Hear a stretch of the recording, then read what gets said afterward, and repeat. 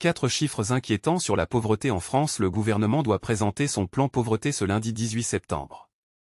Avant sa sortie, retour sur quelques indicateurs importants pour comprendre la situation économique de l'Hexagone. Nommé Pacte des solidarités, le plan du gouvernement pour lutter contre la pauvreté doit être dévoilé ce lundi 18 septembre. Face à l'inflation qui ne baisse pas et les prix du pétrole en hausse, de nombreux indicateurs et associations alertent. Précarité étudiante, rien n'a changé, tonne l'association de solidarité étudiante, l'INCE. Le nombre de bénéficiaires des Restos du Cœur ne fait qu'augmenter et atteint cette année 1 million de personnes. L'organisation distribue 400,00 repas par jour, soit 35% de plus qu'en 2022. L'hiver arrivant, de nouvelles personnes risquent de se présenter devant les portes des distributions alimentaires. Le plan est très attendu. Si les grands axes de celui-ci sont connus et traversent la prévention dès l'enfance, l'emploi, une transition écologique sociale et des politiques adaptées au territoire. Pour comprendre la nécessaire réaction de l'État, voici 4 indicateurs. 14% de la population française est en situation de privation. Le taux de privation matérielle et sociale est défini par l'INSEE.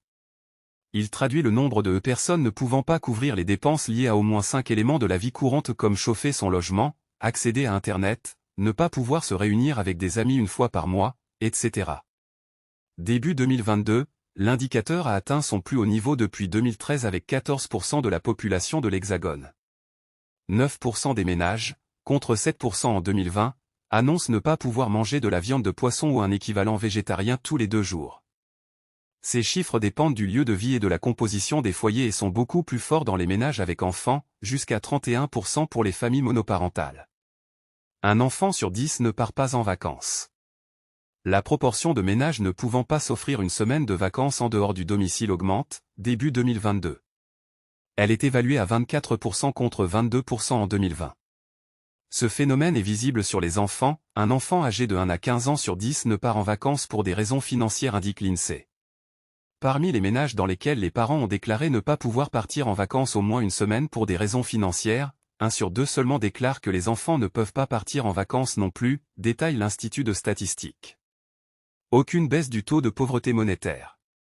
Le taux de pauvreté est, en France, fixé à 60% du niveau de vie médian français, exclusivement dans l'Hexagone. Il correspond à 1 102 € par mois pour une personne vivant seule et de 2 314 € pour un couple avec 2 enfants âgés de moins de 14 ans selon l'INSEE. En dessous de ce salaire, une personne est donc considérée comme pauvre. En 2019, 9,2 millions de personnes, c'est-à-dire presque 15% de la population française, étaient dans cette situation. Le taux de pauvreté monétaire est un des plus faibles de l'Union européenne. 2 étudiants sur 3 sont en situation d'extrême précarité. D'après le rapport de l'association l'INCE Précarité étudiante, 2 après quel constat, des situations de pauvreté extrême touchent les étudiants. Cette situation concerne 75% des étudiants. Il ne reste à ces derniers, en première ligne pendant l'épidémie et face à l'inflation parfois, que 50 € pour vivre, une fois les factures réglées.